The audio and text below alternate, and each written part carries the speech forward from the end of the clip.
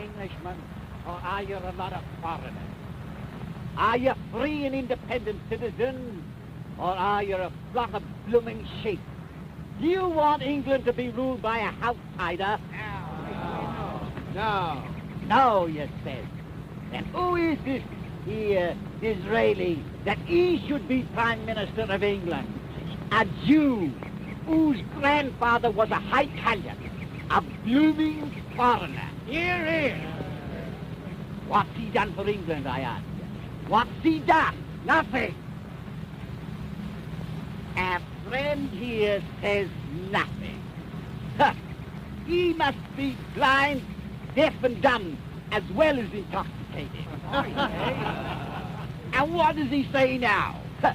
He says Russia is looking at us with eyes of yearning, that the Tsar has set up in his heart to rule the seventh sea. Blooming rot. I says, down with Disraeli. Gladstone is the man for us.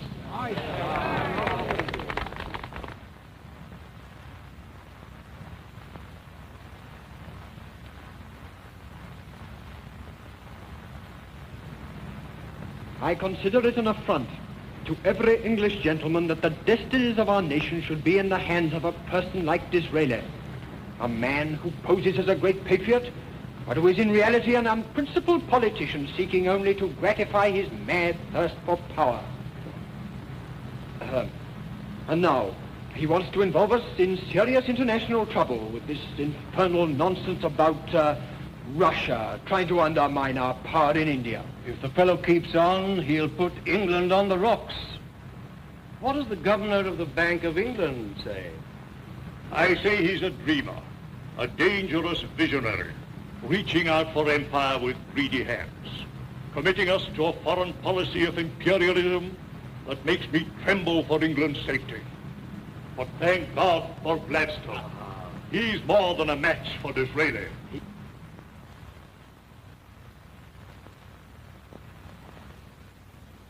Foreign policy such as the right honourable gentleman proposes would not only gain us, and deservedly, the ill will of other nations, but would ultimately involve us in that dread calamity, war. I say that in proposing such a policy, the right honourable gentleman has branded himself as unworthy to be the counsellor of England's sovereign, unworthy to be the guardian of England's welfare, unworthy to hold the high office of Prime Minister.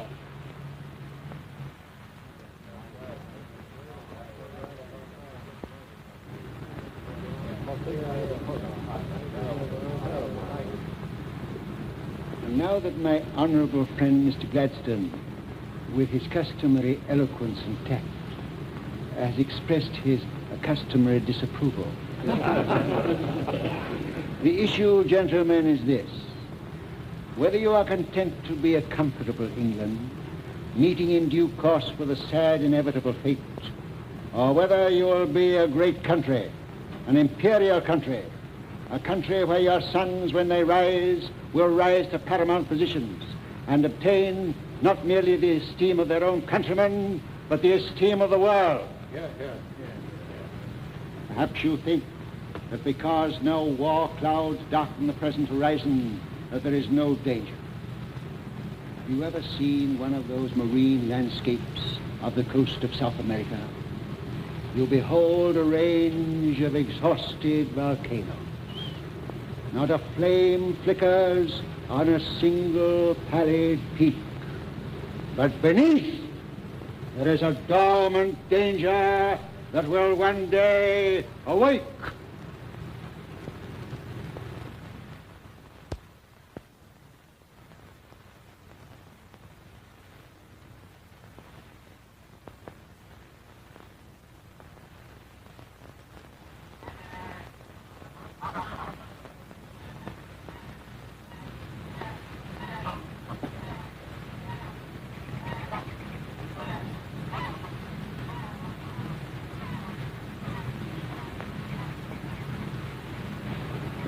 Is he?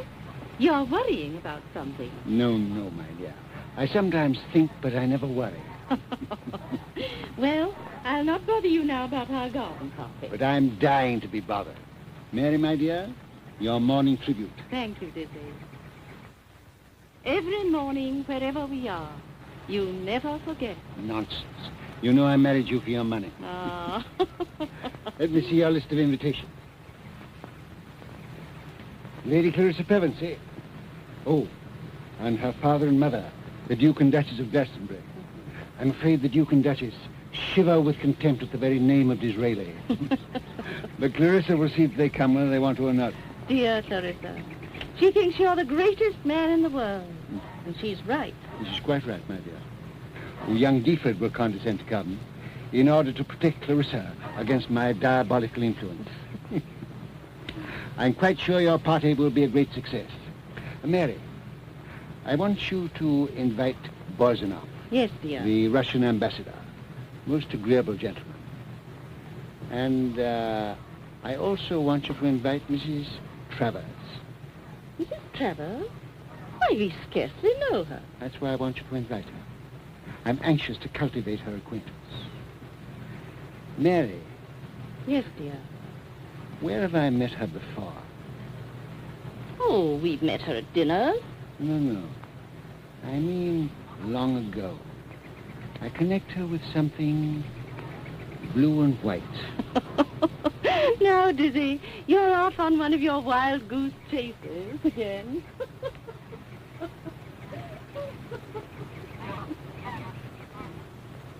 Blue and white.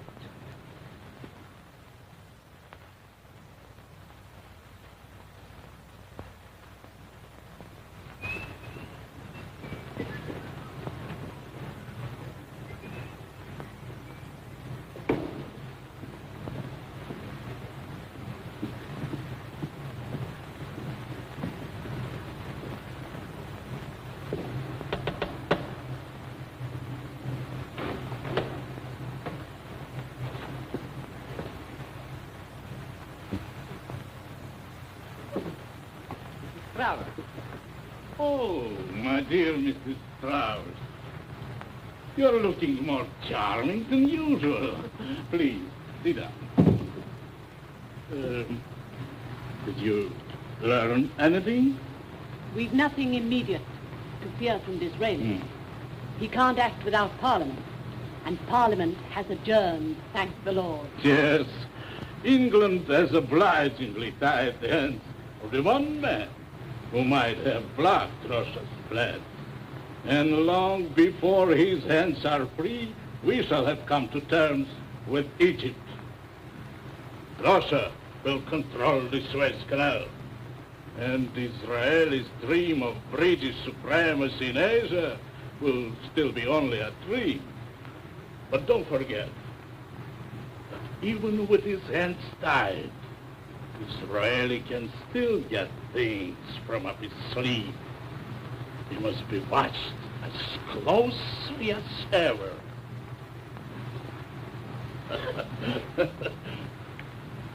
Mr. Bolsham's outside. Oh, show him in. Husbands always arrive at the wrong moment. Hello, Bolsham. Hello, sir. Hello, dear. Cigarettes? No, thanks. And you? Things will be at a standstill at Disraeli's office until he comes back from Hughenden. I got a note from him this morning telling me I might have the rest of the week off and thanking me for my my faithful attention to his interests. I'm afraid the great Disraeli is getting old.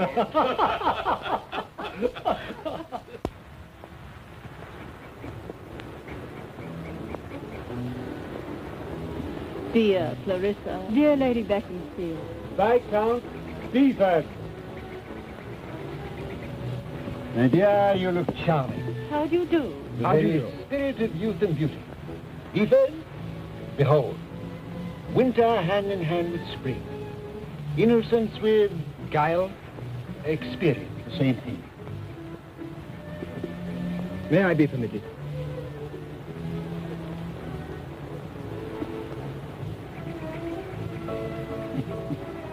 If something would only happen to Charles to make him human. Perhaps something may happen to him, my dear, with the help of Clarissa. Oh. But to a man of your sound judgment, Mr. Disraeli's ideas must sometimes appear... Utterly impractical. Wildly fantastic. The Bank of England's money will never back any of his crazy enterprises, as long as I can prevent it. How fortunate. England has men like you. Why, Mrs. Travers... May I be allowed to join you? Oh, yes, certainly. Sit down, Joe. Thank you. What a heavenly spot this is. The Prime Minister's garden. Why do you dislike Mr. Disraeli so much? I neither like him nor dislike him. He's nothing to me. Oh, don't you feel lonely? Lonely? You're the only man in all the world who neither likes nor dislikes Mr. Disraeli. Yes, yes. I know how much you admire him, but we won't argue about that now. Pray be seated, Lady Clarissa.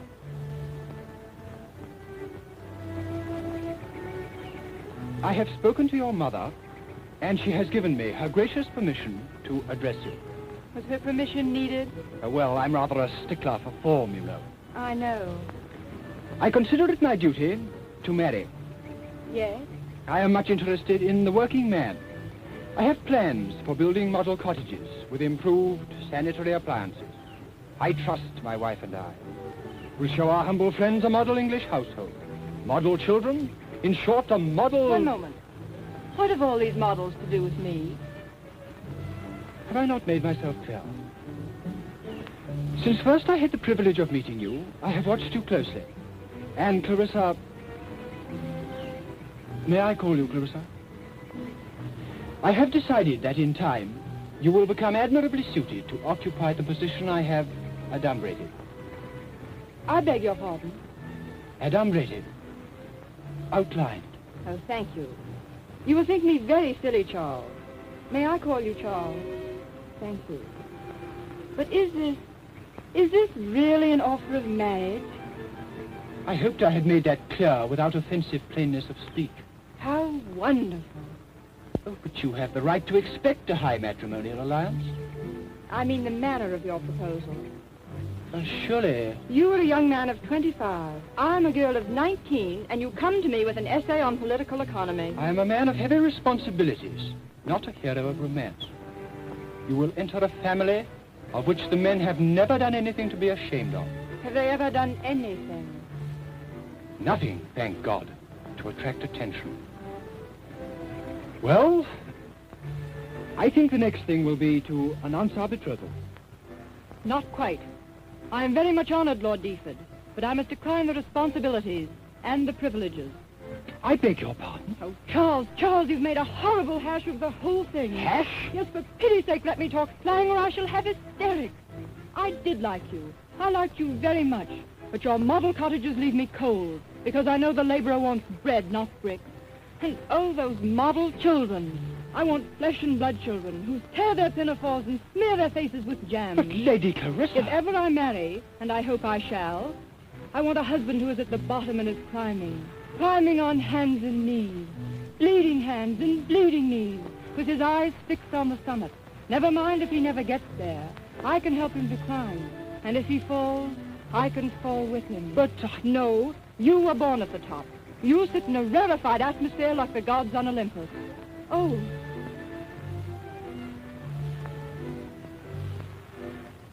I see I have made a mistake.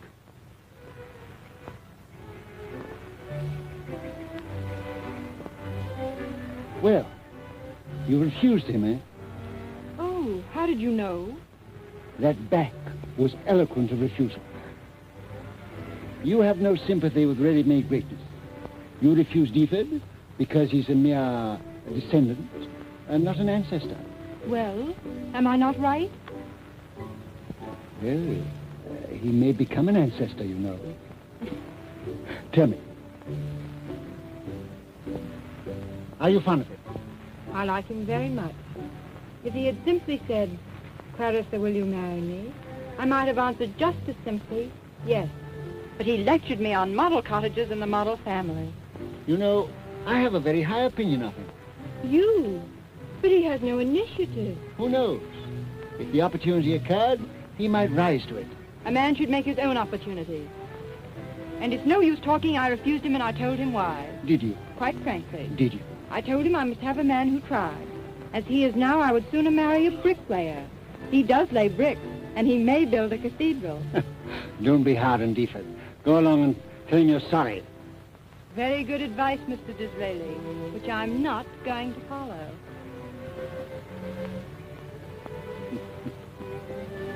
A telegram, sir.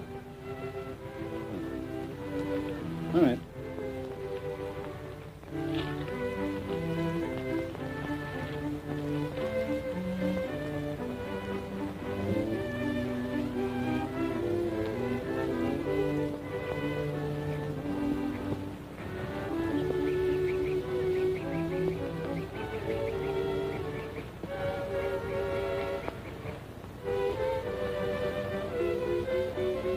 Personally, I can't endure these Disraelis.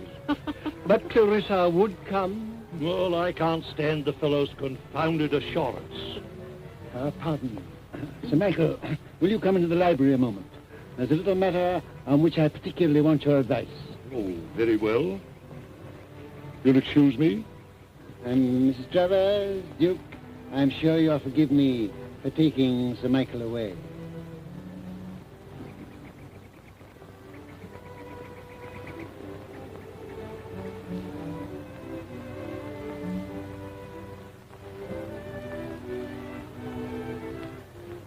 Sit down, Sir Michael. Sit down.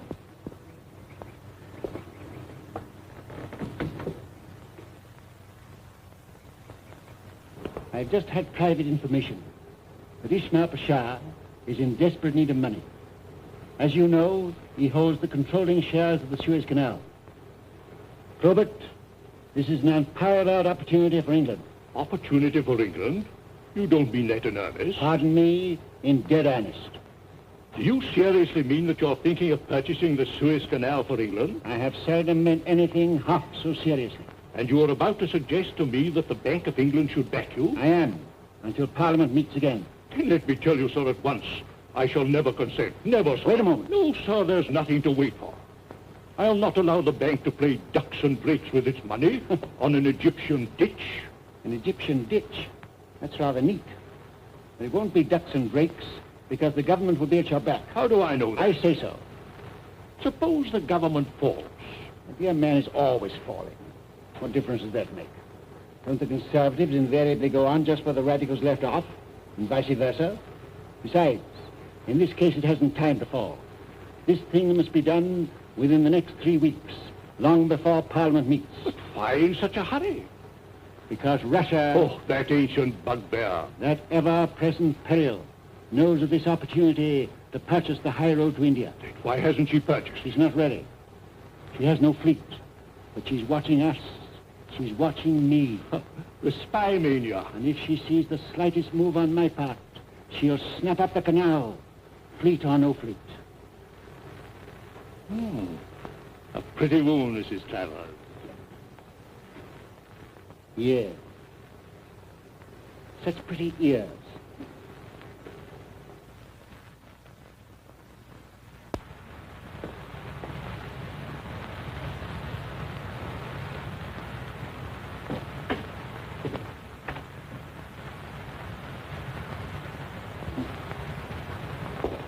Well, sir, after that delightful interlude... No, sir, your scheme is harebrained, unconstitutional, and the bank will be no party to it. I tell you there is no You time... exaggerate the importance of the thing. You have the Eastern imagination. Because this canal runs through a desert, you see it in a dream, in a mirage. Meet again. The canal is a confessed failure. Oh. Whatever doesn't pay is a failure.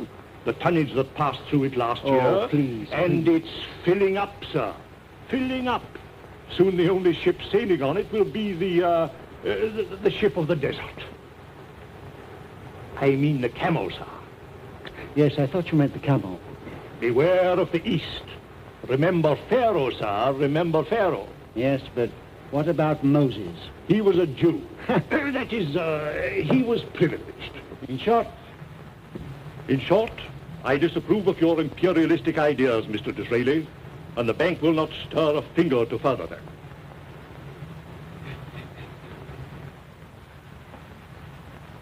Why, you, I feared you were getting too warm. I rejoice to think that I have made this rash enterprise impossible. Oh, but you haven't. Where will you go for the money?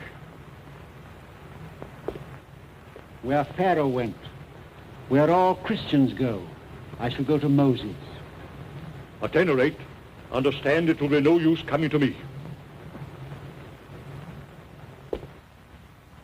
This, sir, is definite and final. Nothing is final, Sir Michael. In the unlikely event of Moses failing me, I may send for you again.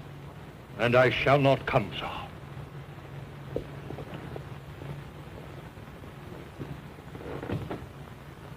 I think you will.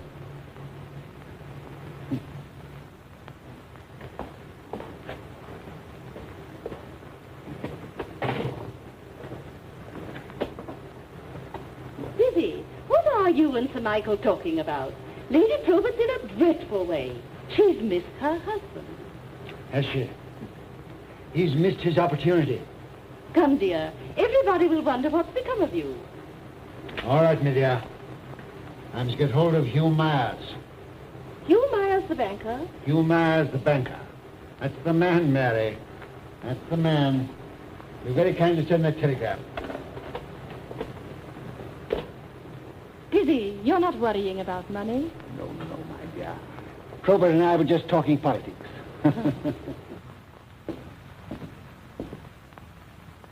There's Deaford. You know I told you something might happen to him. Yes. Well, it has happened. He has asked Clarissa to marry him. That will be a good match, I suppose. Yes, but she's refused. Oh, Mary, I'm going to play fairy godfather and bring them together. you a matchmaker. The Prime Minister neglecting his work. The less a prime minister does, the fewer mistakes he is apt to make. That's rather good. I must say that to Gladstone one night in the House. I've been searching for a young man. With such a prize as Clarissa, Charles may become just what I need. And think what a splendid couple they'd make. Ah, Dizzy, always dreaming a romance. And living one, my dear, while you are by my side.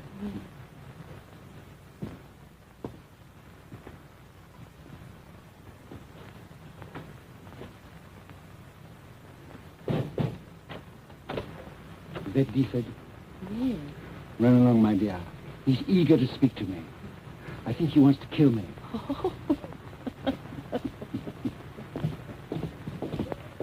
Mr. Disraeli. Huh? I know that tone of voice so well. What do you mean, sir? It's the tone of an angry man. Now, what can have put you out? No, don't speak. Interruptions are annoying. If they hadn't interrupted me the first time I addressed the House of Commons, I might have become a vestryman and respectable. Really, Mr. Disraeli, you make it difficult to talk to you I seriously. never talk seriously. Keep your grave face for your jokes. I never make jokes. A man who never makes jokes is a standing joke to the world. Humor is of several kinds. We Oxford men have a humor of our own. I know. An unconscious humor. Mr. Disraeli, Clarissa has refused me. Yes? And I, sir, I attribute her refusal to your influence. I see. I was thoroughly justified in thinking well of you. What do you mean? You have courage, or you would never say that to me. Pray, why should I not say it? Because it's true. And when a very young man speaks an unpleasant truth to a very old one, he shows absolutely reckless courage. There was no other way. 100. You take a girl's no as final? I suppose she knows her own mind. Certainly. Make her change it. How? I'm glad you're asking me to help you. Because I'm interested in you. Interested in me? Deeply. Why? Because England stands in terrible need of men like you. I can't see that. England was never so prosperous as now. Huh. She has a wise aristocracy, an industrious middle class, a contented and happy peasantry. Bravo, bravo. How many old Tory squires have I heard talk just like that? And that's how they talked at the beginning of things. That's how they talked when we lost America. When the Indian mutiny burst upon us. When our soldiers froze and starved in the Crimea. When we deserted Denmark.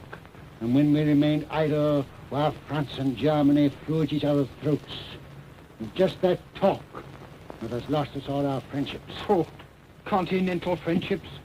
Frog eaters. Beer swillers. Is that how you talk to Clarissa? I do not discuss politics with women. I do. Think, man, think. England is as isolated as a ship lying off the coast. Our crew know nothing of what they call the landlubbers. They go on shore now and then for a debauch. But as they only hunt out the vice, they come back with a headache and righteously thank God they are not as other men. I tell you, our firemen is at work all over the world. Titanic forces are unchained in America, forces you have no conception of. The spirit of nationality is aroused in France, in Italy, in Germany. New wine has been poured into old bottles, and an explosion must follow sooner or later. I shall not live to see it, but I hear the seething of the yeast. But you, my God, what things you will witness. Take care you are not asleep. All the nations must expand, and everywhere our empire is in their way. Russia, for instance. Now, while England stands alone, while France is crippled, and before Germany is recovered, now is Russia's opportunity to snatch at India. With India lost, the whole fabric crumbles, and England sinks into insignificance, a Belgium at sea. Now do you see why Clarissa refused you? These are the things I've shown her. You wonder she wants a man of action? You wonder she's not content with being a mere duke's wife? I see. I see, but what can I do? What can any one man do? What one man has already done. You, sir. But how can I hope to emulate you? You can learn. Will you learn? Will you teach me, sir? Yes. How can I begin? Leave your small ideals. Or better still, grow from small ideals to greater. You have begun well. You're putting your house in order. Now pass on. Pass from the parish to the empire. The parish, how small it seems, and everything I've done in politics, how utterly insignificant. In politics, nothing is insignificant. Contrast it with this question of India. Whether we hold it or lose it. Yes, what's the solution? War? War is never a solution. It's an aggravation. What then is the solution? A very small thing. A thing men are laughing at. What's a what? A ditch. A ditch dug in sand. A ditch?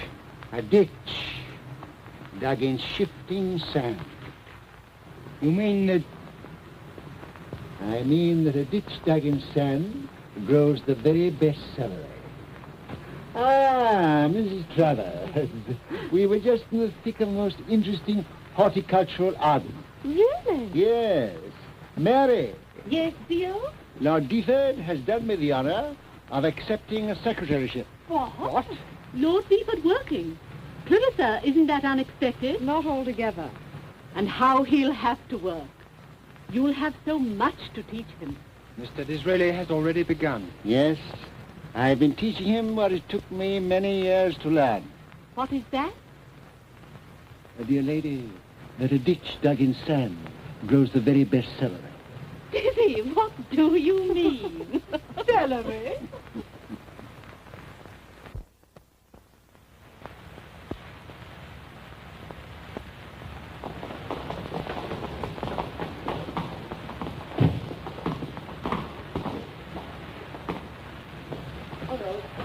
Morning, Robert. Morning, Mr. Disraeli.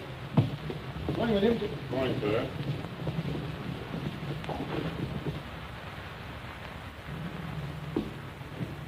Oh. Good morning, Mr. Folger. Good morning. You can tell me Mr. Folger was waiting. He was not here, sir.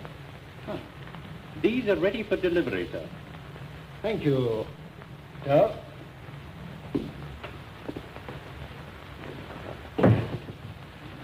Dispatches from Russia. Deford.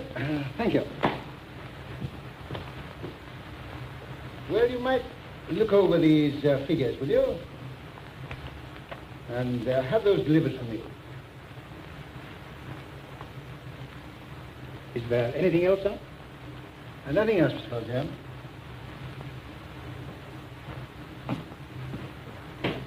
Oh, Mr. Foljambe. You had the figures about the fortification. Yes, sir. The...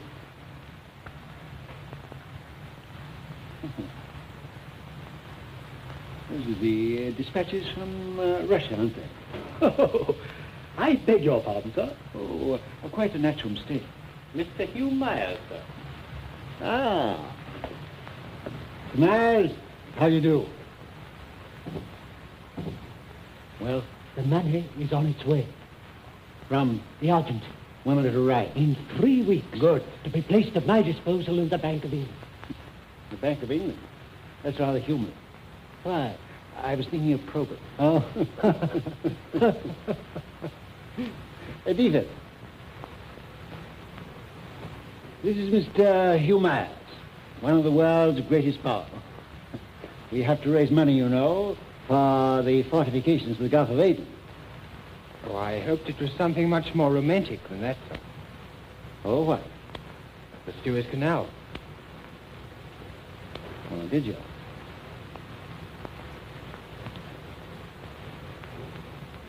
You're quite right. It is the Suez Canal. Since you've hit on the truth, it's better that I should tell you that until I am ready, not a syllable must be breathed on this matter. Is that clear? On my honor, sir. Good. Will you come into my room, Mr. Myers? Excuse me, sir. I forgot to give you your list of engagements. Oh, thank you, Mr. Foljambe. Mr. Myers, this is Mr. Foljambe. Such a worker. Let me see, what was the exact amount required for the fortifications of the Gulf of Aden? You have the papers, you know, the blue one. I'll find out, sir. Thank you. Come, Mr. Myers.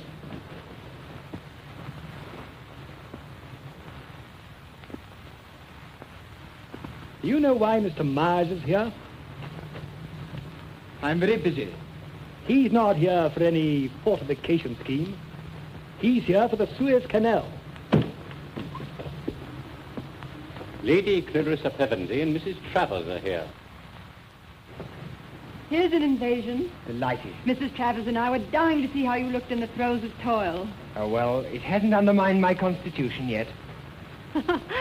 We expected to find you with a wet towel round your head. Oh, no, so far I've done nothing but look on. It's a wonderful opportunity for you. That'll be a bombshell for Probert. I'm delighted. Well, well, well. Come to see the neophyte, eh? Ah, Mrs. Travers. And you know, I half expected this visit. Allow me, Mr. Hugh Myers, Lady Clarissa Pevensey, Mrs. Travers. How do you do? Dear ladies, you'll excuse her. Was this a momentous interview? I really cannot tell you. Ah, that means that it was. How exciting to be in all the state secrets. Oh, but I'm not. I am only an apprentice. How humbly you speak of yourself. I know now that I know nothing. That's a great stride towards your goal, isn't it? Is it? I think so.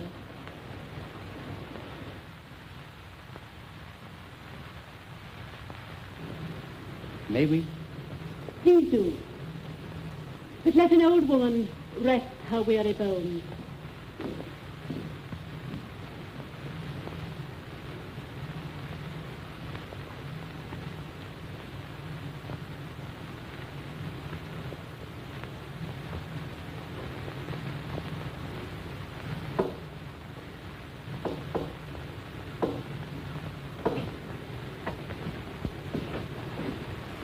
Agatha. Myers, Yes. about the canal? Yes. They're agreed. How do you know? Both radiant. Then? Cairo. Start now. Yes, but I. Now. Instructions. At Trieste. Trieste. How? By way of Ostend. Ostend. Hello, Mrs. Travers. Oh, Mr. Foljambe. Here are the papers giving the figures you asked for, sir. Oh, thank you. The blue one and the white one. Blue and white. That's curious. Mrs. Travers, this is Mr. Folger. Such a worker. How's your poor husband? No better, I fear. Still abroad. Taking the waters, you know. Will you kindly make my excuses to the young people? They're out there. You're not going so abruptly. I'm sorry, but dear Lady Probert is organizing a bazaar. Always occupied in good work. Always with your hand in some great undertaking.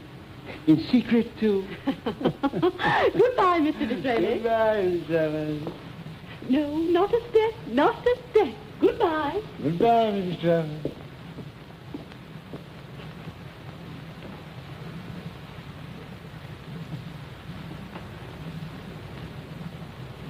I'll stand. I'll stand.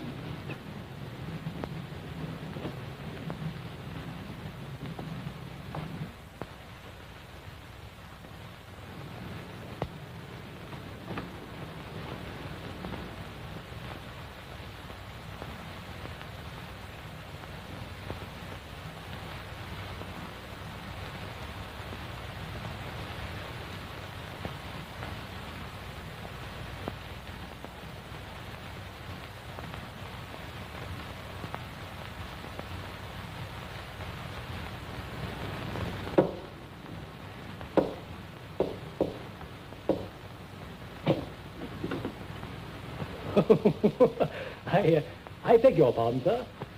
I thought you called.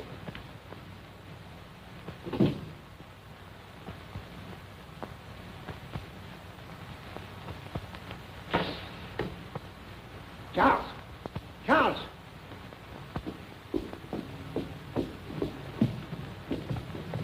Very sorry, sir. Did Paul John make any comment about Ma's visit? Yes. I thought him rather impertinent. Oh, how? Shall I go? No, my dear. Well, He asked questions, yes. but I snubbed him. Finally, he had the impertinence to say that you were seeing Mars about... Well? Am I to speak in Lady Clarissa's Yes, presence? yes, go on. About the Suez Canal. And what did you say? Not a word, of course. Oh. How did you snub him? I merely stood up and looked at him. What, sir? What more could you have told him if you talked for an hour? Do you accuse me of speaking? No, sir, I accuse you of holding your tongue too eloquently. Oh, well, he's easily muzzled. How? If him on his parole, I'll fetch you. Yes, fetch him, fetch him. Mr. Pearl, Mr. Pearl. Yes, sir? Send for the senior Queen's messenger immediately. Yes, sir. Well, he's not there. He's not in his room, sir. No. So I tell you where he is. He's Victoria Station, catching the 10:30 express, on his way to Ostend, Trieste, and so to Cairo. For God's sake, sir, who is he? He's Mrs. Travers' husband. What? Yes. He and she are agents, spies. Russia has sent here to discover what you have told them. Have him arrested. How? On what ground? What's he done? But, sir, why did you employ him knowing he was a spy? Because I knew it. Because I wanted to have him under my eye. For weeks he's been secretly entering this room. I knew it. I planted papers and letters for him to read. I had him on the wrong scent when you... When I blundered. When you lost control of your features. Will you tell us why silence is so important? Oh. Now it's of no importance whatever. Yes. You ought to know. So that in future... Future? What future is there for me? In future you may learn to control your features as well as your tongue. Sit down.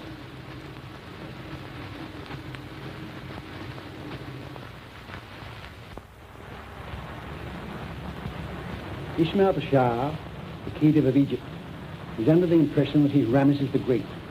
But the only pyramid he has raised is a pyramid of death. Egypt is a dry bone out of which he has sucked the last ounce of marrow. The last assets he has are the controlling shares in the Suez Canal. These he is dying to sell to the highest bidder. France built the canal, but she's too poor to buy it. Russia covets it as a means of snatching India. England as a means of defending it. Both pretend the purchase is the last thing in the world they are thinking of. Both are watching each other like cats. And Ishmael sits and waits for the cat to jump. Those shares I mean to have. Ah. The Bank of England refuses to back me. But today Mars has given me a blank check, and I thought the thing was done. But now Paul John knows, Russia knows. In a week, Paul John will be in Cairo, and whatever sum I offer, he will double. Now do you see the importance of it? Is there no remedy? Of course there is. What, sir, what? And send a man to Keely with unlimited powers, ready to outbid anything, ready to pound the nail. What must be the man's qualifications? Strong, stern, silent man. Subtle and cunning, fighting wiliness with wiliness. Have you such a man, sir? I've sent for him. What's the matter, Clarissa? What is it, my dear? Oh, I hope for a minute, while you were speaking, that perhaps Charles might... Oh, don't say it, Clarissa, don't say it. Yes. Do say it, Clarissa. Do say it. For there's another kind of man who might be twice as useful. What kind? A man so honest that the rogues would think him a rogue. So truthful they'd swear he was lying. So simple they'd never fathom him. Why laugh at me, sir? I feel my folly bitterly enough. What's the matter, Charles? Disgust, utter disgust at myself and despair. Why despair? Queen's messenger. Not wanted. You are the man. I to be trusted with this mission after what I've done? Why not? Because I'm a useless, conceited idler and a perfect, complete fool. Well, granting that. What? I didn't say it. But granting that, that's a very good reason for sending you. But I've failed already. Nearly all my successes are founded on previous failures. On your own showing, no one will suspect you. You've only to meet all their cunning with that stolid British face of yours, and the schemes will be disarmed. Come, will you go? Will I go? Ah! There's your man of action, Clarissa. I warn you, there'll be grave danger. You ready to meet it? Yes, sir. I mean, danger of death. Yes, sir. Yes. Every step of the way, every hour of the day, danger lurking in every disguise. When once he's in Egypt, if his errand be known, his life will not be worth a moment's purchase. Oh, I didn't know. I didn't know. Listen, my child, do you forbid him to go? I cannot forbid. Oh, yes, you can. He shall obey you. But think a moment. If you forbid and he obeys, and I send that other man, how will you feel? Clarissa. You must go. Well done. I think I may tell you, man, enough that a great reward is awaiting his return. If I succeed? Whether you succeed or fail. Eh? Good. Now then, when can you be ready to start? I think I could start the day after tomorrow. Capital. That'll make the enterprise so much more interesting. How do you mean, sir? Well, Paljam will have 48 hours start with Ishmael. You mean I shall be too late? I'm trying to convey that impression. Well, tomorrow then, if it must be. Ah, that's better. Although Paljam can do a great deal in a day. Well, there's a night mail tonight at 9. Now. Now? You don't mean... I mean in 10 minutes. But my luggage, you shan't even have a clean collar. Damn your collar. Catch the Dover Express to 11 from Charing Cross. You'll be in Marseilles tomorrow morning, and in Cairo a day ahead of Paljam. A day ahead! By Jove, I'll do it. Of course you will. Now, children, say goodbye to one another while I write your instructions.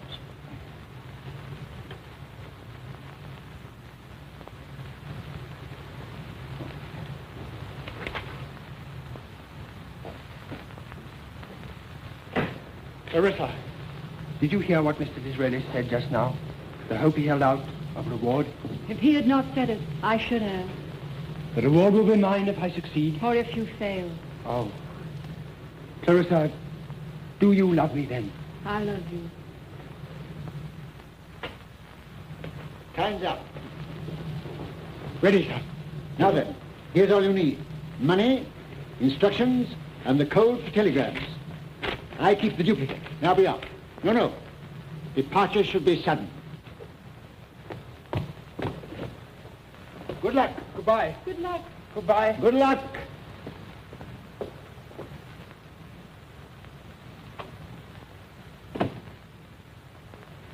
And God bless you.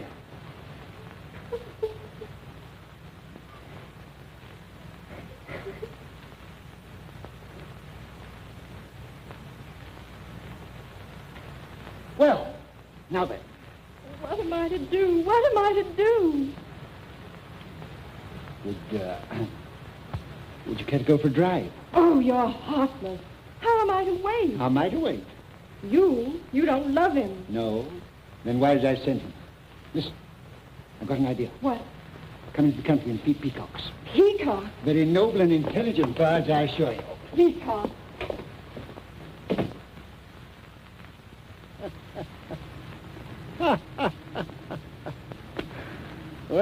I say they are intelligent birds.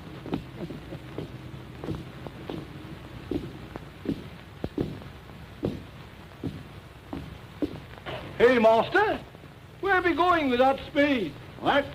Oh, I bless my soul. And them dirty boots? Splendid morning's work, eh, Potter? Don't blame me if you've caught your death. Caught me death? What do you mean?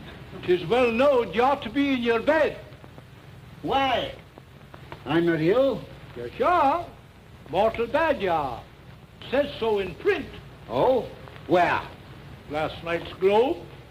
I read it with my own eyes. A highly respectable sheet. And what does it say? Says Dr. Williams have been seen going in and out here. And that be true, too. For he just drove by and left this bottle of stuff for ye. For me? No, no. For Lady Beaconsfield.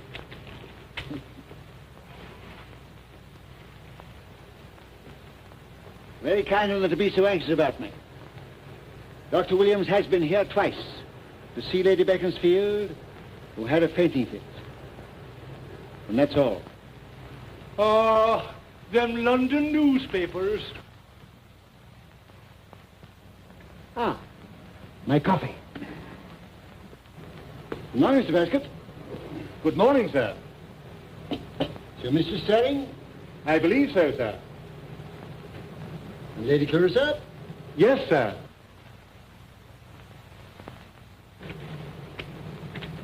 Oh. Morning, Mr. Disraeli. Good morning, my dear. Any news of Charles? Not yet. Not yet, not yet. It should have come days ago, shouldn't it? Shouldn't it? Are you so deeply in love? Oh, dreadfully. You had breakfast. Breakfast. Tell me. Our little secret. About Mrs. Travers? Yes. You heard from her? Not a sound. She's keeping very quiet. I don't like people who keep quiet. She might do a great deal of mischief. So Lady Beaconsfield has persuaded her to come here today. I want to have that glorious creature where I can see her. Ah, Mary, my dear. Good morning, Dizzy. Had a good night? Of course I have. Slept like a top. Sure. Now, Clarissa, listen to him. He doubts everybody's word. He doubts mine. I never can believe anything you say about yourself, Mary. You know what this foolish woman did a little while ago? She drove with me one night to the House of Commons when I had to make a very important speech. The footman slammed the carriage door and crushed her finger in. Oh. Yes, that poor finger. And because she knew how distressed I should be, she never uttered a sound, but bore the agony unflinchingly. And I knew nothing about it until I got home. Oh, how wonderful. Wait till you are married, my dear. You'll be doing just as wonderful things and thinking just as little of them. Well, if you're telling the truth, you shall have your morning offering. Clarissa, never allude to my health before Dizzy, promise. It worries him, and heaven knows he has worries enough without that. But is anything the matter? Nothing. Nothing to make a fuss about. Dr. Williams says I must be careful. I am, so that's all right. Now mind, not a word to Dizzy. The crushed finger again? Gladly. Every day for his sake. The last rose of summer. Thank you, Dizzy. Telegram, sir. Oh! Thank you, Mr. Basket. Oh, open it, open it, open it! Mary, do look after that silly child while I read this telegram from my tailor. Oh, for pity's sake! It is from Carol. What does it say? The celery is ripe to cut. The celery is ripe to cut? Well, I must say, I hardly think it was worthwhile going to the extent What does of... it mean? A great deal more than it says. Look, What's that? a copy of the code I gave him. See, The celery is ripe to cut. The parallel sentence, the Suez Canal patches is completed, and the check accepted. Dizzy! Yes, superbly. Oh, thank God, thank God. Clarissa, Let her cry, Mary, let her cry. It's worth it. how glad you must be. Glad, for now that other dream of mine will be realized. What dream? To make my sovereign Empress of India. Empress of India? Ah, sounds well, Mary, doesn't it? Mary, you shall be my messenger when the time is ripe. You, Lady Beaconsfield, shall carry the news to our beloved Queen, and you shall be there, and you shall be proud when I stand up to announce the new title to Her Majesty's faithful Commons. Yes, Dizzy. When will that be? Oh, sometime to elapse. This must be formally ratified. Public opinion must be created. Make haste, Dizzy, make haste. Impatient woman. Will Charles come back soon? That's another impatient woman, Mary. I must telegraph this to Myers. Yes. Myers made this thing possible. Another Jew, Mary. Oh. There'll be a peerage for him. How furious old Probert will be. Hugh Myers, London Wall. The Suez Canal purchase is completed and the check accepted. But you haven't answered my question. Will Charles come home soon? Yes, with drums beating, trumpets blowing, flags I flying. don't care anything about that. And wedding bells ringing. A station cab. Can that be Mrs. Travers? Miss Travers. We can't have Mrs. Travers here now. She'll worm this out of you in no time. She'll read on both your faces. Dizzy, you made me invite her. Well, get rid of her. Send her away. Kill her. Put your wits together, both of you. Tell her I'm very ill. I'm very ill indeed. Hugh Myers. It's Hugh Myers. Show him in at once. That's splendid. Is it possible he's heard the news? Will Charles have cabled him? No, but these millionaires know everything by a sort of instinct. Mm-hmm. If he's come to tell us, don't spoil its effect. Don't tell him. I'll spring it on him later. Ah, Mr. Myers, delighted to see you. Good morning. Good morning. How do you do, Mr. Myers? Lady Clarissa Pevensey, you know. What happy wind. Can I have a few moments in private with you, sir? Oh, these ladies. Forgive me if I insist. Why, of course. Mary. You'll stay to luncheon. I'm sorry that is impossible, and thank you very much. Come, Clarissa. Well, Mr. Myers, I was just about to send you One this moment, telegram. sir. I want you to hear me first. What I have to say... Well, sit down. Sit down.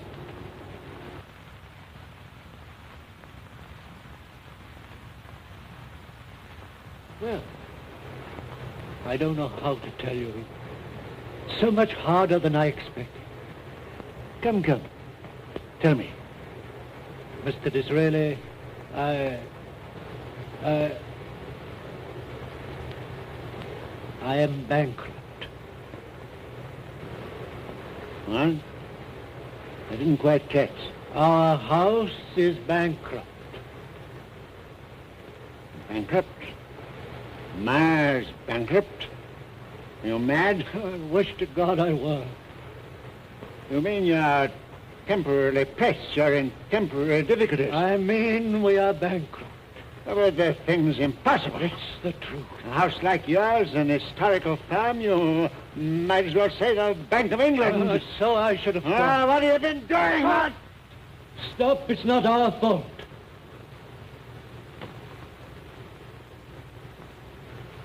Well, first, a ship with the bullion from the Argentine. Yes? Gone down. Wrecked? Scuttled? You mean? I mean purposely and criminally sunk. All the crew saved. A conspiracy. It would take weeks, months to recover the insurance, and that is not all. What else? For a long time, ever since our interview in Downing Street, rumors affecting my credit have been spread abroad. And now this mysterious wreck. I'm being traced. I see. Some enormous power has been working in the dark. My liabilities have been bought up. Be as angry as you like. You're justified. I've been an honest man all my life. And now I come before you in the light of a common cheat. Oh.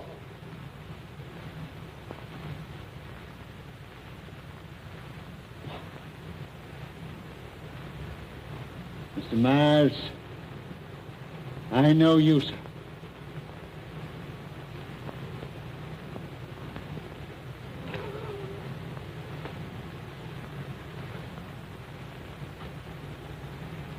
Tell me, you say some power is behind, active in this. Whom do you mean? I don't know.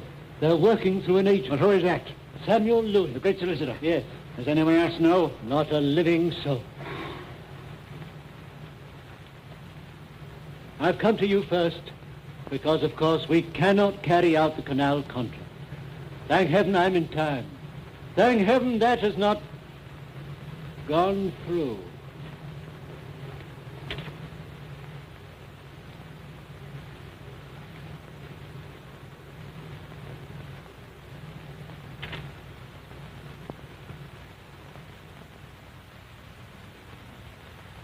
When will it be known, Miles?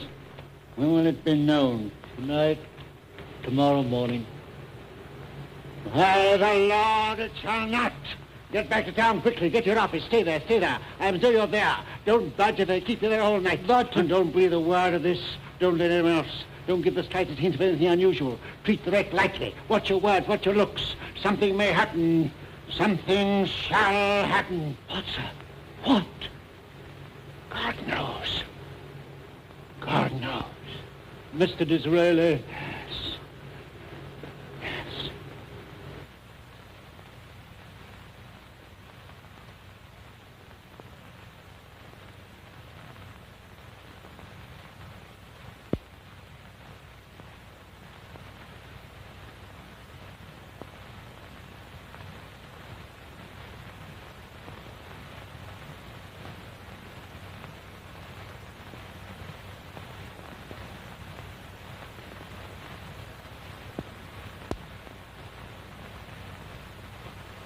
Mary. Mary.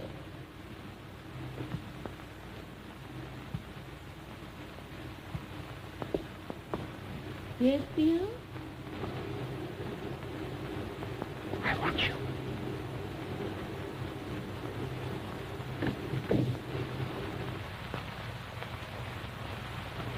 What is it?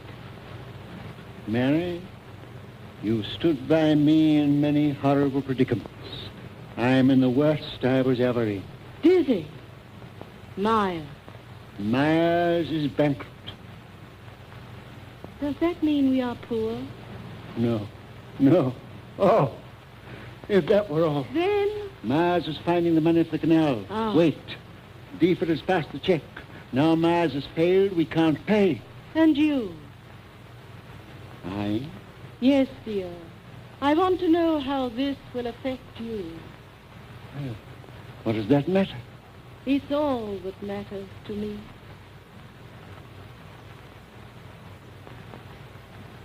I hadn't thought of that.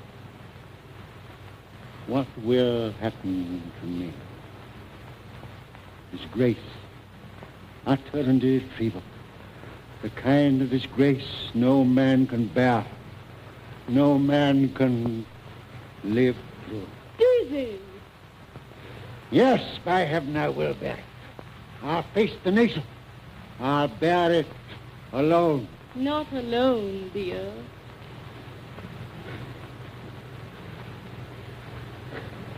Thank God for you, man.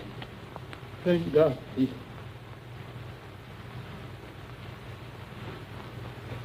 Have you done anything yet? Soon, what could I do? Shouldn't we go up to town? I can't. I daren't. I can't move secretly. The Prime Minister can't stir without saying the whole world to God. The papers have said I'm ill. If I ever seen him down in the street now during the recess when I'm supposed to be ill, every newspaper in the world will grow hysterical. It's horrible, Mary. I'm bound hand and foot. Mrs. Travers. What? Mrs. Travers in a station cab, sir. I'll get rid of her. Get rid of her. Mr. Basket, ask her to wait. Tell him and Irene. Surely you'll not receive her We now. must keep her here. Must keep her here. Why? She must stay here. We mustn't let her out of our sight.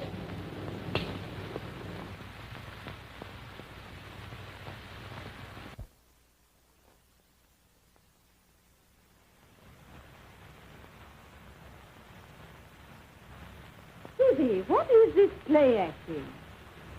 I'm ill. Very ill. The newspapers have said I'm ill. She shall see the sickest man she ever saw in her life. Mrs. Travis is here. Shall I send her away? No, no, no. Chain her. Hand and foot. But Mr. Disraeli. I'm ill.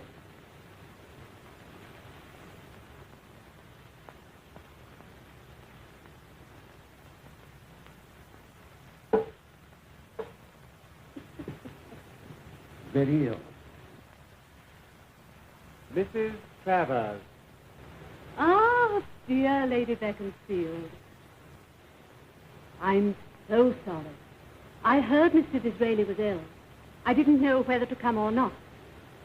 I'm sure you can't want to see me. Is that Mrs. Travers, dear? Yes, dear. Oh.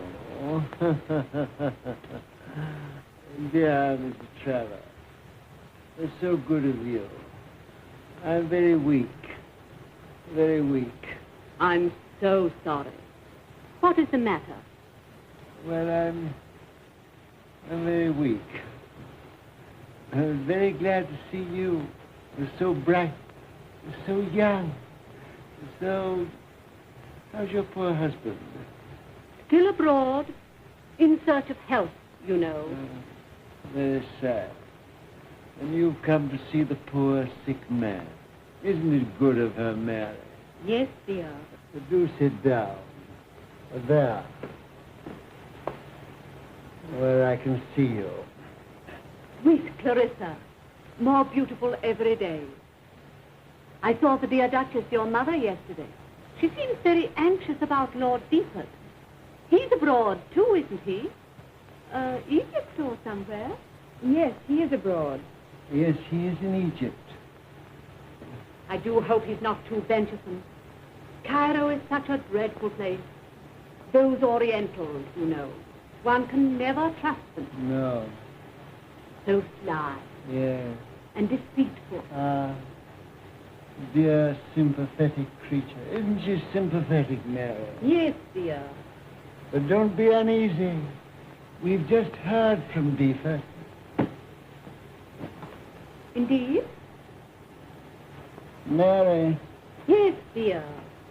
Isn't it time I had my beef tea? You say you have heard? Oh, Mrs. Travers.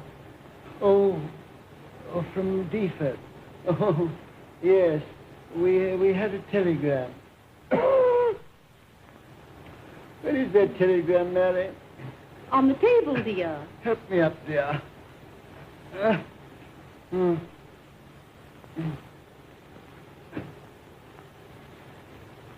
Why, there it is, under the paperweight. Read it for yourself, Mrs. Travers.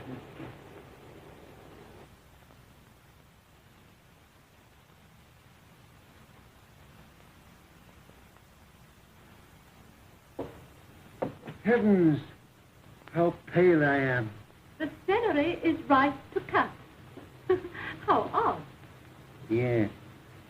Why odd? Well, that anyone should cable all the way from Egypt about celery. Well, you know, he's engaged in a very interesting agricultural experiment. You remember we were discussing that very subject at the garden party. Oh, yes. And what a delightful party that was. And all is perfect. Lord Beaufort in Egypt, poor Mr. Disraeli very ill, Sir Michael Probert out of town. Oh. I beg your pardon. A twinge. Thank you so much. I've been trying to remember his name all day. Probert, of course. Oh! Is that one of the famous peacocks? Yes. This is very proud of them and of the swan. I've heard so much about them. May I have a look at them? Yes.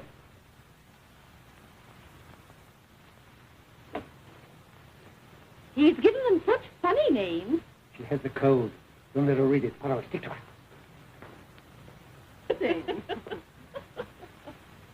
I'll show you their houses. Oh, please don't trouble. No trouble.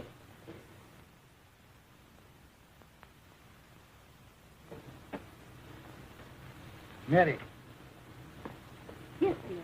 you know the Probert country place? You can drive there in 3 minutes. I want you to fetch him at once. I'll order the carriage. Wait. Is Mrs. Travers' cab still there? Yes, Well, you can take that. but if he refuses to come? You tell him it's a matter of life and death. But Mrs. Travers. Now look after her. Mary, Yes, sir.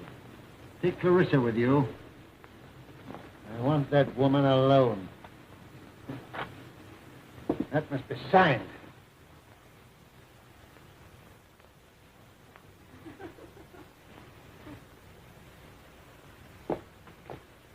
Yes, they are beautiful. And so tame. I'm so glad you like them. Do come and sit down.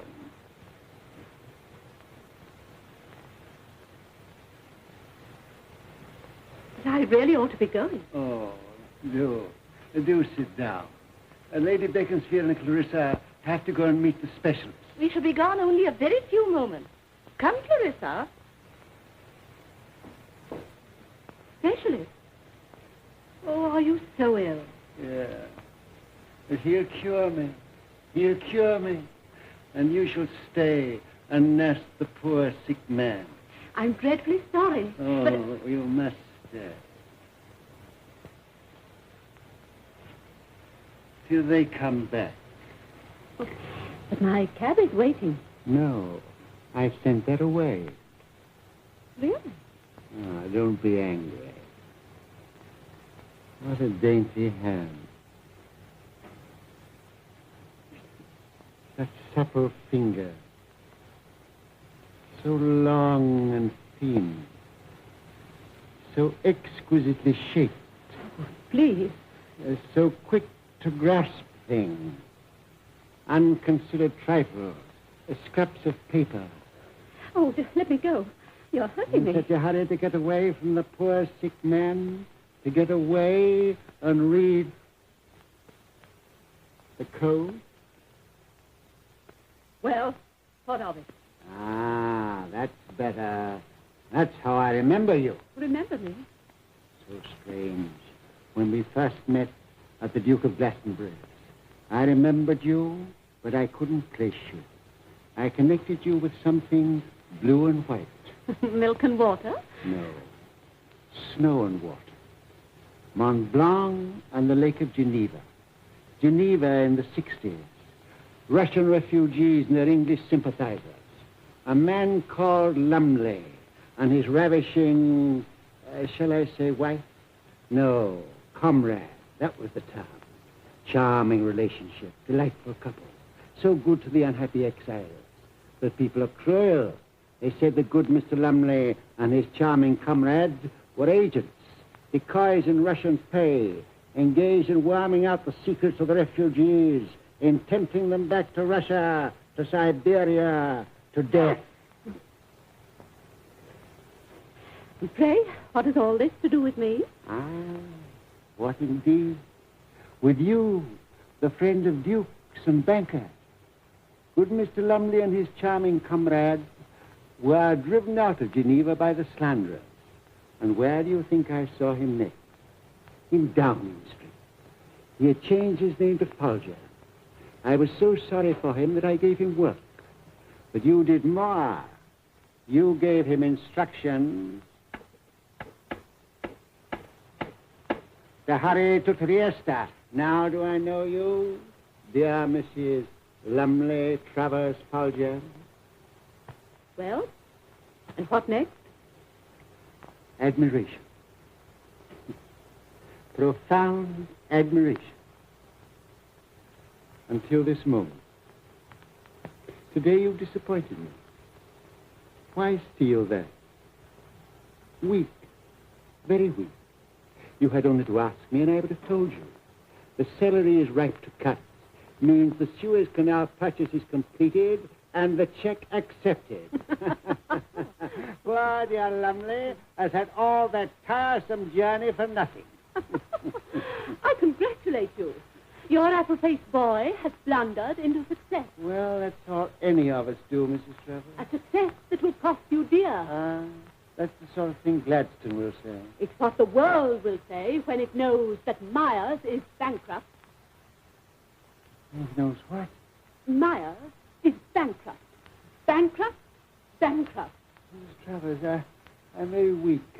Don't jest with me. Myers is bankrupt, and his check waste paper. Wait. It's easy for you to tell me this, but why should I believe you? Because it was my invention. You thought to circumvent me with your apple-faced boy. What do you say now, Mr. Disraeli? You can't expect me to say much. I'm a child in your hands.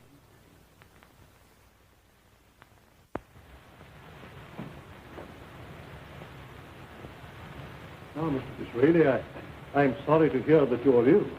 I'm so much better. Mrs. Travers Stimulating Company. Sir Michael Probus. How do you do? But he's not a... A specialist? Oh, yes, he is. Why, what's going on? If you're not ill, why have you sent for me? Robert, sit down.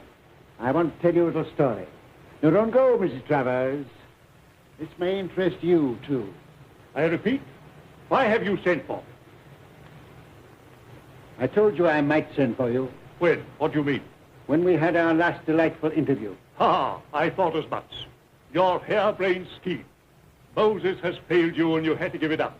Well, it's no use appealing to me. Moses has not failed me, and I've carried the scheme through. What? You mean to tell me that you have purchased the Suez Canal? The power and the glory of my country were at stake. I had to act quickly, and I had to act on my own responsibility. Then let me tell you, sir, you have committed a crime. Parliament was not sitting to vote the money. I had to seek it elsewhere.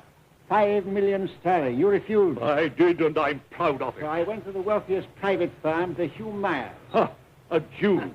Myers, not being a party man, but a patriot, saw the greatness of the idea and stood by me. I sent Deefer to Ishmael. Spies got wind of what I was doing, and Russia knew. So Deefer had to go in a hurry. A race for an empire. He has succeeded, understand me? I put the matter quite simply. Deefer has bought the canal and has paid for it with Myers' check drawn on the Bank of England. Wait. Meanwhile, Russia has been at work by the intermediary of one of the most charming women of my acquaintance. Myers is bankrupt. What? Yes. Russia has ruined him. Mr. Disraeli, I warned you of this. I foresaw it. Your high-handed action has landed you just where I said it would. You must get out of it as best you can. It's no use appealing to me. No? Then I will not appeal to you. I will command you. What? You will sign this note giving Myers unlimited credit. Are you mad? I've never more sane in my life. Myers' position is safe. We can gain time. The Bank of England must give him unlimited credit today, now. You don't know what you're saying. You don't know to whom you're speaking. I refuse. You can't. I refuse emphatically. You've mistaken your man. I'm an Englishman, the head of a great national institution, and I am not to be ordered about by an alien, a Jew. The alien, the Jew, happens to be the better citizen. Moreover, he happens to be Prime Minister. You threaten me? Yes, if you force me to it. Oh, empty threats. You think so? You say the bank is a national institution? What becomes of that title if it refuses to save the nation? What becomes of you? Mr. Disraeli. When it is known that the lack of patriotism of one man has placed our country in the position of a person who is trying to pass a fraudulent check, exposed the nation to the ridicule of the world, lost the canal, lost India, baffled England, beat her, disgraced her, dragged us through the mud, what becomes of the bank? You can't touch the bank. I'll smash the bank. Parliament granted the bank its charter. Parliament can withdraw it and showers right at my bidding. Your board of directors will be swept away. Your shareholders bankrupt. The bank ruined and you disgraced. I am Prime Minister. I can do this. And if you don't sign, by God, I will. Now.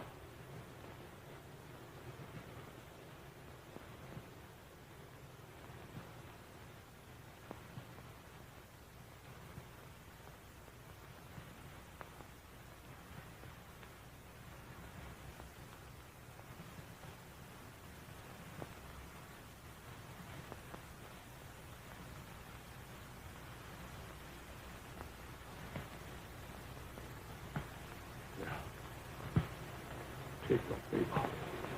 I've signed it. I've signed it to save the bank.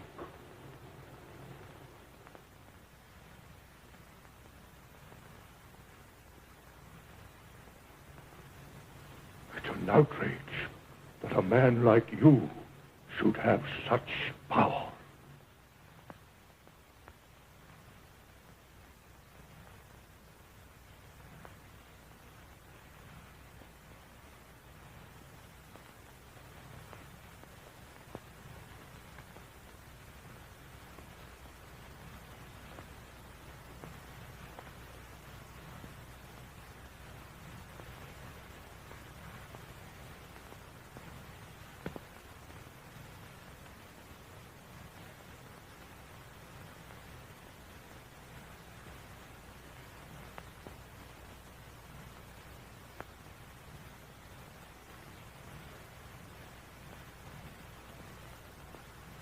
Oh, Mr. Disraeli, thank God you have such power.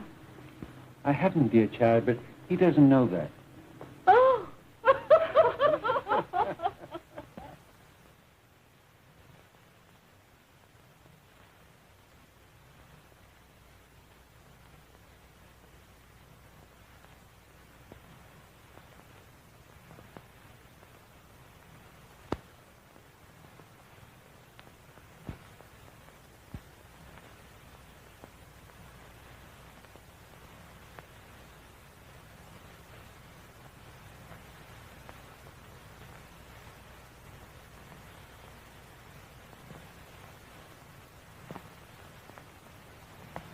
She must on no account be disturbed.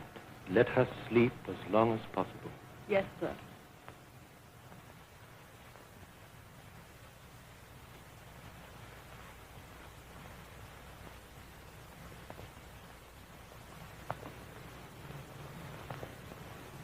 Well, We can't tell. I'm very hopeful of the result of this deep sleep, but I can't say anything more at present. I can't go. I can't leave her like this. Mr. Disraeli, I know how you feel, but you must go. I feel bound to remind you that Queen Victoria is going to attend your reception in person. That is an honor she has never before paid to a prime minister. All the court will be there. Every country in the world will be represented, and all to pay homage to you. Mary won't do that. You know she always loved people to flatter me. And all England will be at your feet tonight. Mary won't do that. I promised her that we would meet the Queen hand in hand. How can I go through it? The glitter, the music, the dancing, and worst of all, the congratulations. Alone. You've always been a fighter, Mr. Disraeli. If it were possible for you to stay, I would advise it. But you cannot break faith with Her Majesty. The Queen would understand and pardon me. But you are right. I cannot break faith with the nation. I must go.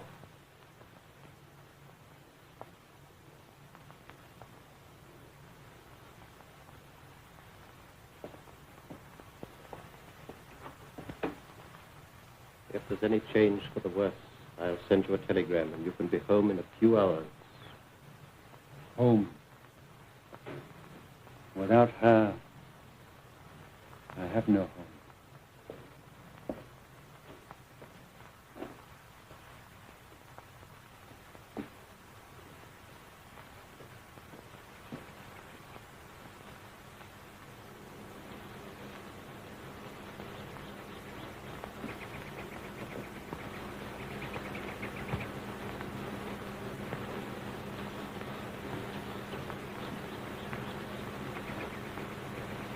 When she wakes, give her this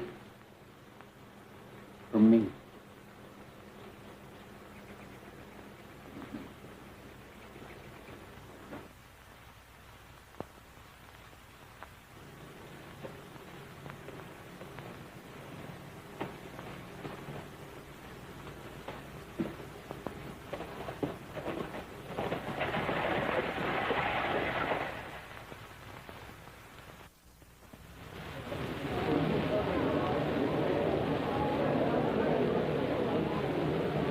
What a day this has been for Dizzy. Eh, Belinda? It's all very astonishing. They say the Queen is delighted with her new title, Empress of India. And how Disraeli swayed the House when he announced the new title. Even Gladstone was silenced. Dizzy is a great man. Oh, Father, so you've come round to that at last. Well, there's no use denying it now. I never denied his greatness. Well, Miles, on your legs again. Thanks to you, Sir Michael. Yes, yes. Great patriotic idea. Dizzy and I talked it over long before you came into it. So he told me. And the bank was a great patriotic institution. Couldn't let it drop. How fortunate you saw it in that light. Glad to help you. Glad to help you. Mr. Miles. Lady Clarissa, Sir Viscount Deepford has come home. Yes, but think of it. I've not been allowed to see him yet. Too bad. Too bad. Why not? He only arrived half an hour ago and had to come straight to Downing Street. Naturally. They say Lady Beaconsfield is ill. Mr. Miles, I'm dreadfully anxious. Nothing serious, I hope. I don't know. And I daren't ask Mr. Disraeli. Her absence tonight is such a horrible disappointment for him. Of course. Mr. Disraeli's come. Mr. Disraeli's come.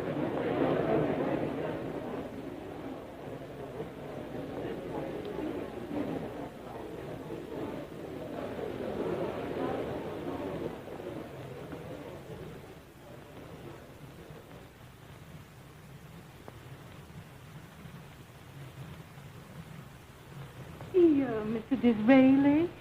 Lady Probert. Charmed. So sorry, dearest Lady Beaconsfield. Cannot be here tonight. So is she. And so am I. No doubt only a passing indisposition. Mistress. A dear child. How is she, really? Don't ask me. I daren't trust myself to speak. I'm horribly anxious. Dr. Williams reassured me, or I shouldn't be here now. Not even to meet the Empress of India.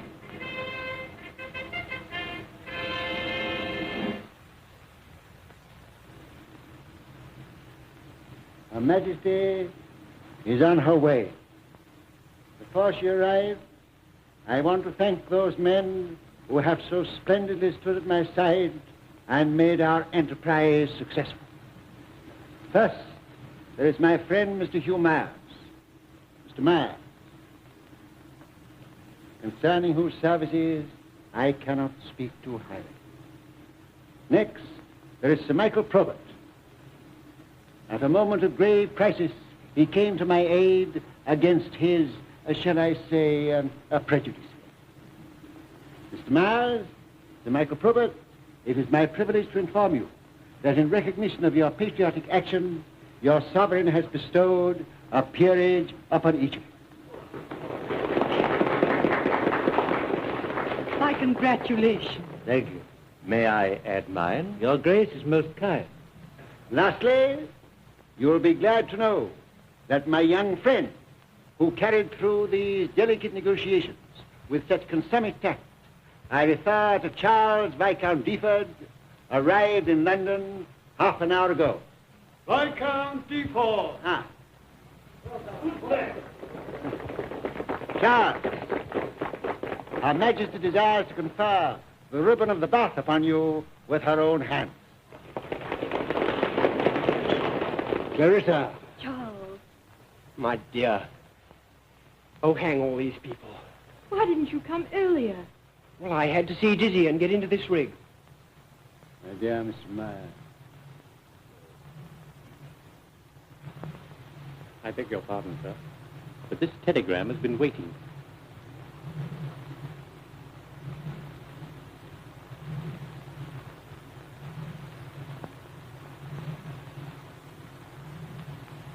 Charles, I'm frightened. What? Lady Beaconsfield has been very ill. You don't mean... It may be news of her death.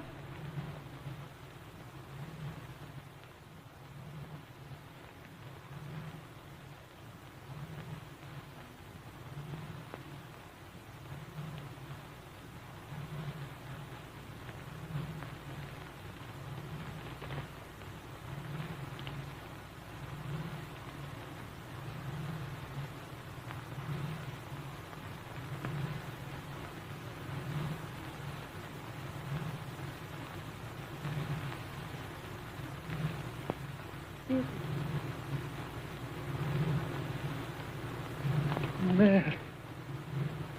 I didn't know. But the doctor sent you a telegram, dear. Yeah.